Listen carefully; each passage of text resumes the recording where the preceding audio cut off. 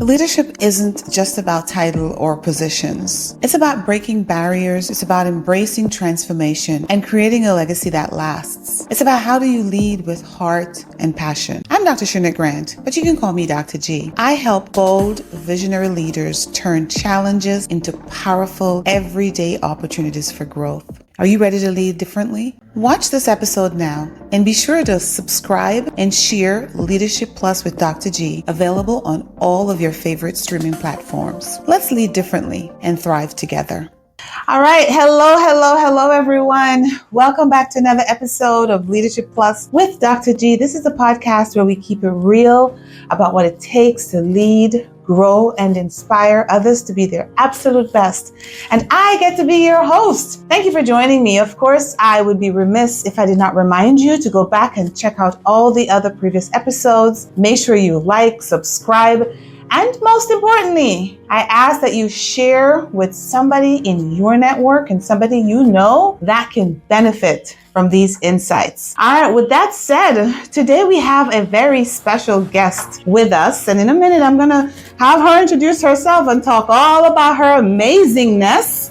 But I am here today with Miss Winsome Brown, and she is the CEO and founder of Lean on D Senior Home Care Services. Lean on D, right? D-E-E, because for a moment I thought it was D, Lean on D, right? But I'm sure you're still leaning on D though, right? Exactly. So Lean on D Home Care Services. So Miss Brown, Miss Winsome, thank you for joining me. You're it is welcome. Such a pleasure to be having this conversation with you today. Thank you so much for having me. I'm so excited to be here. Been listening to your podcast and you are absolutely amazing. So I am here to share and tell my story regarding starting a business, with all the highs and lows, because there are going to be lows and, of course, there are going to be highs. But when you start out, normally there are lows. So my story, I started my business in 2019. I was a corporate accountant for 20 years. I worked for a company that focused on SEC filing. Okay. And my last 5 years there were absolutely horrible. Every year we got a new CFO. So if there's a new CFO, that means there was a new initiative coming through. We know that story also well, don't we? Oh my goodness. Yes, we do. And I found myself one day driving to work, and I would drive into Silver Spring, and I had to pull over because I felt like I was having a heart attack. Wow. Because the stress, the uncertainty, you just didn't know, one day to the next, am I going to have a job? Am I going to do something to offend somebody? Am I going to, there was just so much. And, so that day I drove in and they came to my office and they offered me a buyout and I took it. I said, well, if this is meant to be, it's meant to be. So took the buyout and I really wanted to leave. And I was, people, we know when it's time, but, we hold on. But God says, guess what? Time for you to go. Amen. And when he says that, even if you're still holding on, he's going to find a way to get you out. Are you all listening? He finds a way. So I left and I wanted to start a business and I didn't know what I wanted to do. And my sister, the person that the business is actually named after, Dee, she was a hospice nurse. And she said to me, we're always seeing people at the end of life. We can make a difference before they get to that stage. Wow. And, and I said to her, Danielle, I don't know about this. I don't know anything about healthcare. I don't know anything about, taking care of people. I'm not sure if this was for me. And she did something that night and she's called it life number. And I didn't understand. I'm like, Danielle, you're always into these woo-woo foolishness stuff. I don't believe in any of this stuff. And when she read my life number, the life number basically said I was a nurturer, I care for people and all of this. But in my career path was nothing like that. My career path was, numbers. I don't know anything about health, people, dementia, nothing. The only thing I knew for my adult career was accounting. And I did that because my mom actually pushed me into that field. And it's a great field, don't get me wrong, but for my personality, I have a very big personality. I love to talk. I love to be with people, and accounting wasn't it. I felt like my voice was being stifled. I felt like I always felt out of place. I'm very happy that I know accounting and have a CPA, and I'm very grateful for that, because that has helped me to run my current business right now. So definitely always get an education, get a master's if you can, so you understand business, because yes, you can have a great idea, but you need to know how to execute. You need to know your numbers at all times. At all times, sitting down, I can tell you exactly how much money I have in the bank. Because if your money ain't right, your business is not going to go right. That's what I'm talking about. We have to know our numbers, and we should never get intimidated by it. So that was one of the best things my mother has ever done for me, is to push me into becoming an accountant. But I realized that accounting was not for me. Doing the life numbers with Danielle, I realized that I should be out there nurturing and caring for people. And so that's basically how the business started in a nutshell. I mean, there was a lot more things to it, because September 2019, I had to get the business incorporated. I had to do a lot of things. I ended up, before we started the actual business that we're currently doing, we were doing placement in assisted living, because I had said to myself, I didn't want to have staff. And what I realized now that I have this current business, I love my staff. I absolutely, positively love my staff. But, again, when you have staff and you're not driving the ship, it makes it difficult for you. Now the buck stops here. If I make a decision, I make the decisions. In corporate America, when I was making the decisions were never mine. The decisions were always from somebody else. And even if you don't agree with them, you still had to push them. And that was one of the biggest things. And that was, I felt like I was selling my soul, because I would ask my team to do things that I know full well was impossible. We had impossible deadlines, and we would push. Now I set the deadlines for my team, for my in-office ladies. I set the deadline. I know what's reasonable. For my caregivers out in the field, I'm out there in the field with them, so I know, can they do this? Can they do that? You have to know what your team is doing and how to do it. So you have had, first of all, thank you for sharing. People, what's that with me more than anything else? What you say? You have to know your money? Or yes. Go ahead. You gotta know your money. I don't even. You gotta know your money, right? Yeah. With all of that, and we joke about the money, right? But Winsome, and just based on where you are right now and where you started, and something you just said a while ago resonated with me. You know every aspect of the business because, one, you've had to do it, right? You're out there, and even now, you're out there in the field with your staff. And in fact, ladies and gentlemen, one of the reasons why I met Winsome a couple months ago, and when she told me her story, one, it was an inspiration. Two, I was just blown away by just how much she has accomplished and how she took a particularly bad situation and she turned it into good for herself, her family, right? And is building this empire of, right, lean on D, okay? I like to say lean on V, but I want to give homage to her sister.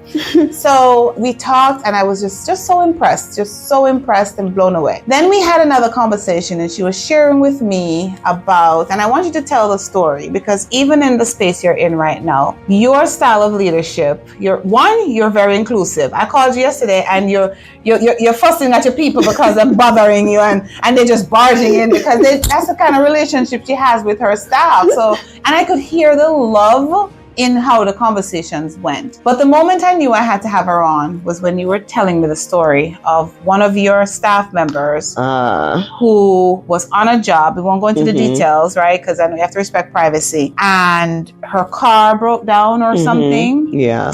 Tell the people what you did in that moment. We had a situation where one of my ladies, her car broke down. And first of all, have to give you a little bit of it. The gentleman was angry. The client was angry that the car was on the property. So I'm from Jamaica, guys. So to me, a stall car is not a problem. It's a regular thing. Exactly. You put the car in neutral and you push the car. It's a regular thing. So that is what we did. I went there, we pushed the car off the gentleman's property, and I sat with her and waited with her until roadside assistance came, because I didn't want her to be there alone, because we support each other. This is lean on D. We lean on each other no matter what. So those are just some of the relations. This is just like those are just small things in what we do for our staff. We do Mother's Day gifts. Like right now, as a matter of fact, last week we were deciding what we were doing for Mother's Day. So it was kind of like a little team effort in the office. Hey guys, what are we giving this year? So they're getting Mother's Day baskets. We have 401k, we have medical, dental, so they have Christmas bonuses. So because for me, this business itself, this home care agency business, is built on the backs of Black women. And I say to myself, I have been in corporate America and underpaid people. They pay all these people so much more than you. And I said to myself, whenever I have a business, I want to make sure that everybody is getting paid a fair wage, and I want them to have a livable wage. So not only a fair wage, but a livable wage, and have things they can take, go take their kids to the doctor. They can have extra money at Christmas time. When it's Christmas, I remember one year was Christmas and my mom just came to America and we had absolutely nothing. And she was working, and it's Christmas time. You think they would even give you a little $50, a little, nothing. My girls at Christmas, they get up to $1,000 because again, they have kids. Things are expensive, and I have 90 caregivers. So if we can do it and be profitable, anybody can do it. Any single person can do it, and your workers will stay with you. They will stay. They're not going to go anywhere. You treat people well, they will stay. So that is my... Can you hear all of the values coming out in your messaging, right? I don't have to go look at your vision statement, your value board, or anything to really understand what kind of leader you are, Winsome, right? And we talk about one, leading by example. We talk about one, being very transparent and open with your staff, right? So that's why they can come in and they can share their woes, and you can go help them push car and make sure that she gets home safe, right?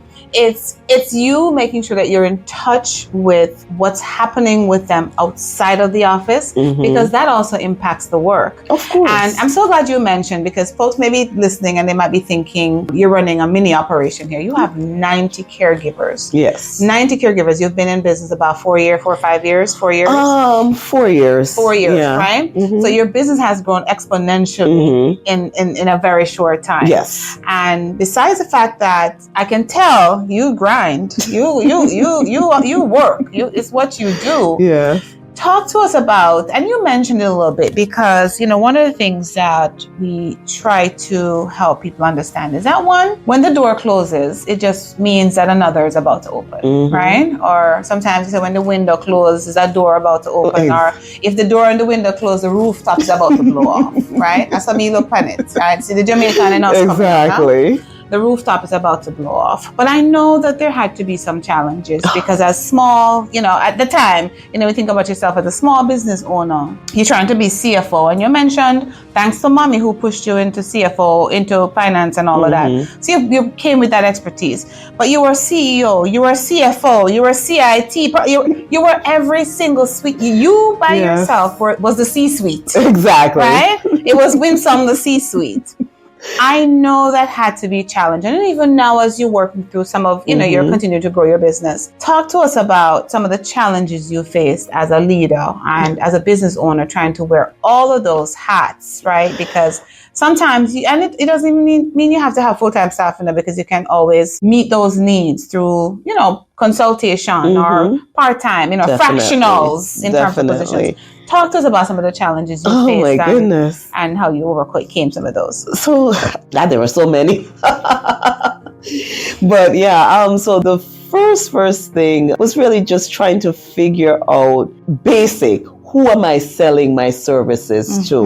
And it sounds simple because the business is lean on the senior home care. So that means you think you would be selling the services to seniors. You are not. You are selling the services to the adult child, not the senior themselves. Are y'all listening? So that was one of the things I had to figure out. So I had to figure out who my target audience was, point one. After I figured that out, now is okay, how am I going to get a client? So how I got clients, I actually did a lot of things for free initially. So initially when I started the business, we're doing something called dementia home visit. And I love, anytime I'm doing anything, I research things to death. So I took some courses with Hopkins on dementia. I also became the community educator for the Alzheimer's Association. Then I would give presentations at churches to educate people about dementia. So guys, when you're starting a business, right, you're not just opening the doors and people are going to come. You have to build credibility. So the first thing I did was build credibility in the community. I also did Mother's Day baskets to the churches. So all of this, I'm putting out money, have not gotten one client yet. My first year in business, I was negative $26,000. So there was no profit, negative $26,000. My husband said, babe, this is a very expensive hobby. So, and the IRS might have thought so too. Exactly. So that's the first thing. In the first year in business, you're not gonna make any money. You're not. You're just not, because you have to put out so much in order to get the business going. So, and my husband has the best analogy. It's like a plane taking off. You guys ever sit on a plane and you see how much energy the plane has to use to take off, and it ramp up and it ramp up and it ramp up, and then it finally starts going up. So that is what, so that, and I would walk with my husband because I'm so like, babe, I think I made a mistake. And there was like a lot of self-doubt, lots and lots of fear and self-doubt. Lord God, what did I do? Why, maybe we should go get a job. This, oh God, why? Every day walking with my husband, babe, what do you think? And of course he's like, yeah, babe, you're gonna be fine. We're gonna be fine. We're gonna be fine. And lots of sacrifices in our family, lots of cutting back, lots of not eating out, lots of just trying to make, as opposed to buying pizza, we're making pizza. There was a lot of sacrifices when we just started. So there's just so many things that, but I never gave up because I knew I did not want to go back into corporate America. So I said, you know what? By the hook or the crook, I'm going to get this thing to work. For those of you who don't know what that means, that means at any cost, no matter what I have to do to make this work. So in Jamaica, we say by the hook or the crook, they're going to make it happen. And that was your decision. Yeah, and you kept at it. There was consistency. Oh, of course. Stick-to-itiveness. Definitely. And a lot of even just getting the license with the state of Maryland. If you go on the state of Maryland website, it'll tell you it takes 6 months to get this type of license. It took a year and a half. And it took a year and a half with me calling them, following up with them so this is how I am too. And anytime and you want to be an entrepreneur, you gotta have grit. You gotta be that annoying person. So I submitted, or I had a consulting firm. I had a consulting firm work on my policies and procedures. They submitted it. So one day submitted it. I called the state. Hi, my name is Winsome Brown. They sent my policies. Did you get them? Yes, Miss Brown, we got them. In 30 days, you'll get a letter saying that we got them. Okay, so the 30 days, I didn't get the letter. Hi, this is Winsome Brown. It's been 30 days. I haven't gotten a letter. Persistence. So those are the things. And then when they finally start reading your policy, they're going to come back to you and say, well, in our case anyway, they come back and they say, this needs to be changed. This needs to be changed. So you have to quickly change them. So you have to follow up. Being an entrepreneur, there's no like, sure, I'll get to that tomorrow. Because guess what? That might be that you procrastinating and putting things off that can cause issues and delays. And when you have your business up and running and somebody call you, even if it's 5 o'clock, you still have to answer the phone. That could be for us in our case, that could be that's a client you might not answer the phones for. So you have to change that mentality, that worker mentality, and start thinking about a owner mentality. It's two different ways of thinking. Yes. So there's a joke that comes across social media sometimes that I've seen. I'm sure many of you have probably seen it, and it says something to the effect of, I was tired of working 8 hours.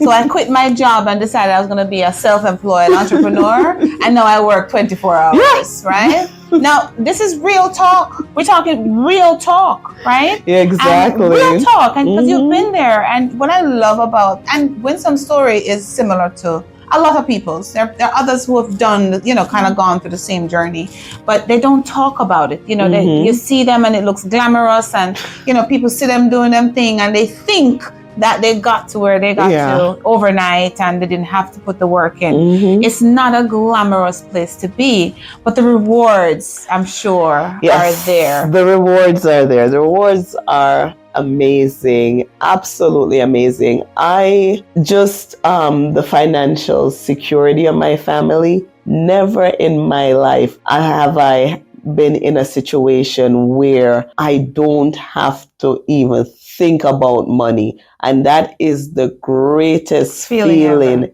ever. I can go into any store and buy anything I want without having to say, I wonder how much money I have in my bank. Real talk. Real talk. So because I've been that broke person where you're like, then run the card. I said, but wait, the card go come. You wonder if it's going to decline or not. So I don't ever have to worry about that. And it is really, I grew up very poor in Jamaica, pit toilet and everything. And so to be able to... Outside toilets. Latrines is what they call it. Latrine is what they call it in America. I have to make it... Latrines is what they call it in America, right? Grew up... Yes, ma'am. We know what the latrines look like in Jamaica. Yes. So it's just, it's amazing. We travel. I can, I go into the lounges, can travel first class, and just, college tuition and things are set. I don't have to worry about those things. So my thing that I'm focusing on now is growing my business because, and another thing too, you have to have policies and procedures that's in place. You have to actually, I'll give you guys an example. We have, contracts. So you have to invest in things. So you have to have, we have the client contract, we have the employee contract, we have a good back office system. You have to invest in these things. So that little money I got from corporate America, I invested it in the business so that, we have the phone answering service. We have everything. So even when we were tiny, nobody knew we were tiny. Nobody knew we only had 2 clients. Now we have almost 100 clients, but when you just had 2, nobody knew that because you set up your back office in a way that people, they don't feel like they're calling a mom and pop shop. That is very, very important, especially in our business. Again, building the trust and the security. And guys, you also need to make sure that when you do things for people, they write reviews for you. That is important, important, because how is somebody going to know how good you are if somebody's not reviewing what you do? So make sure you have people write reviews for you and always get, customer feedback, good or bad.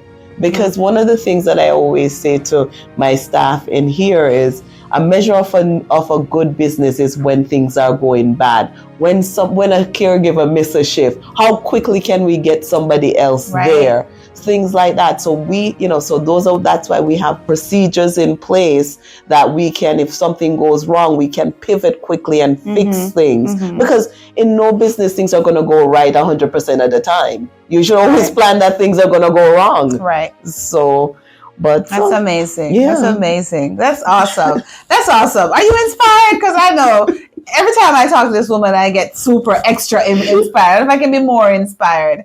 But you are absolutely right. And those are some of the key pieces. And there's so many individuals out there who are attempting to go on the journey that you've been on, right? Yes. And it's still growing, right? Yes. Because I know when I talk to you, the fire is always there and it's never enough, right? And I don't mean that negatively. It's there's always another bar set for you to keep rising and raising the bar, right? And there's so many people out there who want to do this and they don't know how, Winsome. They really don't know how. And individuals like yourself or myself who've been through the C-suites, right? And I've started businesses and sat in that entrepreneurial space. We understand what it takes to really elevate a business. Exactly. And like you said, I love that you say even when it's 2 clients you have, nobody should know. Nobody should know. And there's a way for you to do that. I want to tell you there's a way for you to do that. So you want to make sure that you are presenting in the best way that will reflect the quality of the organization or the company or whatever you're trying to build. Exactly. And people think that it is by accident. Mm-hmm. No, you have to be intentional. Of course. You have to be strategic. Exactly. About the things that you do. So that's just so amazing. That's just so awesome. I am just so happy to sit here and talk. I could have stories for days with Winsome. We might have to do a part 2. Probably. We might have to do a part 2, right? Definitely. Kind of talk through just some of her specific strategies that might be able to help you. But I tell you what, tell the folks, what if you've given us so many nuggets and words of wisdom. I don't know if you have any more. So what else could you share with? One of the things that is really important is if you don't know, find people to help you. Mm-hmm. As I mentioned earlier, when I was starting the business, I needed to have policies and procedures sent to the state of Maryland. And I worked with a consulting company to do that for me because, again, I wasn't a nurse. My sister is a nurse, but there's more to it than her part of it. I think there's 10 different books that sits over there in policy and procedures that needed to get written. So don't ever be afraid to reach out to people to help you. You can't do everything yourself. That's impossible. Like with me, I have a staff in here in the office that works on scheduling, that works on operational things, and I do a lot of other things like payroll and all of those things, and everything to do with my money I keep right in front of me. That's the Winsome way. Listen, that's good. I was at a workshop the other day and somebody it's the ism, right? So that's the Winsome ism. Exactly. Right? It don't have to be your ism, but it's the Winsome ism. Anything to do with my money is right in front of me. Real talk. So, but everything else, and again, because that is my expertise. Yes. If it wasn't my expertise, I would have people help me with it. But that's why I went to school. So, and I'm a terrible writer, and I have all these fancy lawyers that go through contracts and do all of this stuff for me. But you have to surround yourself with people that can help you get the business from point A to point B, and never be afraid to spend on that, because that is incredibly important. You have to invest in your business so that your business can grow. Should I just drop the mic right there? I can wait. Is this the mic? Drop the mic. I'm gonna drop the mic, right? Listen, very important, right? Very important. Winsome mentioned the fact that while we all would like to think that we can do all things and do it well, we can't. And in organizations, a lot of time, especially as young entrepreneurs or individuals just starting out, and especially now, Winsome, with what's going on in the world with the layoffs, I feel like we're going back through another COVID season, And in my last podcast, I talked about just some of those things, but we can do this. Like, we can do this. You've pivoted before, you've done this before, you've come back from nothing before. We've all had situations in our lives where we've had to take a U-turn or see sometimes and head the other way. But what we do, we commit to making the best out of all of those situations, and not just the best. We commit to excellence in everything that we do. You have to embrace that. At Unorthodox Leadership, that's what we help you do. We help you to formalize some of those things. So you can look like you have 100 clients when it's only 2 you have, right? Because while Winsome is a trained financial expert, she had other areas that she had to work on. And that's the same thing with many of us. I went through the same thing, right? Where you had to pull people in who had expertise. Surround yourself. And it does not have to be full-time people. Exactly. And that's another misconception. People think that when they start a business or they're launching out or whatever they're doing, and it's not only in entrepreneurship, by the way. We have all these organizations right now losing funding, non-profits especially. If you had a DEI dollar on your bucket, you know what's happening to that right now, right? Exactly. And a lot of organizations are downsizing, or they don't have the resources. Budgets are being cut. Funding is being removed. So now, instead of operating with full-time staff, they have to be thinking about how do I cover the work that needs to get done when I don't have the people in place to do it. There's so many ways you can do that. You can work with organizations, you can work with, agencies to get the work done, right? Exactly. And that's what I would like to bring to you. So don't forget that. I have to do my little plug while I'm at course. You open the door, so I had to jump in there. You open the door, so I had to jump in it. But yes, that's exactly what you have to do, especially in an environment like this one. Exactly, right? exactly. Things are rough out there. And people are trying to make ends meet, and they're trying to stretch a dollar even further than they need to. So instead of hiring full-time staff, you hire part-time people or fractional people and consultants to help you work on the organizational development. Because did you hear all the organizational development? Did you hear that? Did you hear organizational development at its finest? At its finest. You don't have to be a Fortune 500 company, even though she's going to be there soon. Right? Of course. You don't have to be a Fortune 500 company to operate like a Fortune 500 company, right? Exactly. That's the mentality you have to take. So it's been awesome talking to Winsome. Like I said, I could keep going on and on, but I want her to close out with one last thing, because one of the conversations that we had before, she heard my last podcast about taking care of yourself as the leader. And you can tell that this lady is always working, and she called me and said, I needed to be reminded. Tell the folks about how you take time for yourself a little bit. I know you had talked earlier about because while you have the resources to do so, it is also important for you to be intentional in doing so, right? You can't go anywhere you want, take the time off. And sometimes, you know what, it's not in the stuff, Winsome, it's a mindset. Because you can't lie down in your bed and close the door and say, nobody not bothering me tonight. And you've had a moment for yourself. So tell us how you disconnect, take time for yourself, and we'll close out on that. So one of the things I have been intentionally doing this year is going to the gym. So, and FYI, the gym is just one stoplight from my office. So make it easy. I made it easy for myself. So it's one stoplight away, and I'm very intentional about meeting my trainer on Tuesdays and Thursdays, and the other days I'm very intentional about going to my workout classes, because that is how I unwind. I get to de-stress. Nobody's calling me. Nobody needs me for at least for that hour. So that I have really been working on that, because again, you can't pour from an empty cup. So I need to continue, and I get some great ideas actually. And sometimes I go running, or my version of running. But you're running. My version of running. Don't let her tell you that, ladies and gentlemen. She actually does run a lot. It's one of her hobbies. It's very good. It's her vice. Yes. I tell people all the time, mine is dancing. If you know me, you know I'm going to dance off some stress and some steam. But running, so don't let her underestimate. Running is really good. It's for me. It's also like it's me against me, and nobody's stronger than me. So I am very much about myself and just being intentional. Can I drop the mic on that? Wait, say that one more time. It's me against me. Yes. Nobody against me. Exactly. It's just me against me. That's another drop the mic moment. So I love to be outside too as well, but it just clears you, gets the brain pumping, because I'm conquering the world. So just you always have to think about that. So that's it.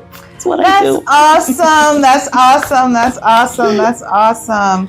Well, Miss Winsome, thank you so much, ladies and gentlemen. And by the way, I don't know about you, but because this is a journey we all will go on. We have a need for us to think about how we care for elders or ourselves, right? I want you to remember, lean on D. Yes, when you need somebody to lean on, is here. Lean on D. Lean on D is here. And I think you can also hear the passion in her words and how she runs her company. And I'm sure you can tell from this conversation that that same passion goes to caring for your loved ones or caring for you, right? So while we're here to just talk about, the leadership space and the work you do and how to be resilient and bounce back as a leader, how to pivot when things don't go. That's my favorite story because everybody has one of those in Winsome. Mm-hmm. It don't matter how small or how large it is. We all have one of those stories. Mm-hmm. So, ladies and gentlemen, you know that when the door closes, another one's going to open. But sometimes you've got to be the one to open it, right? You've got to be the one to go open that door or that window for yourself. And if you need somebody to help you figure out how to do that, or if you're in the midst of it, if you're an organization, nonprofit, education, and you're struggling with just how to stretch the dollar, how to build organizations that are still high functioning, effective, and really focused on their mission without being so bogged down by the operational pieces and how to really get it done, please reach out to us, www.unorthodoxleadership.org. And with that said, I am Dr. Shernette Grant. I'm so delighted you took the time out to join me. And again, remember, go lead boldly, and there is only you against you. Have a great rest of your day. Ciao. Bye.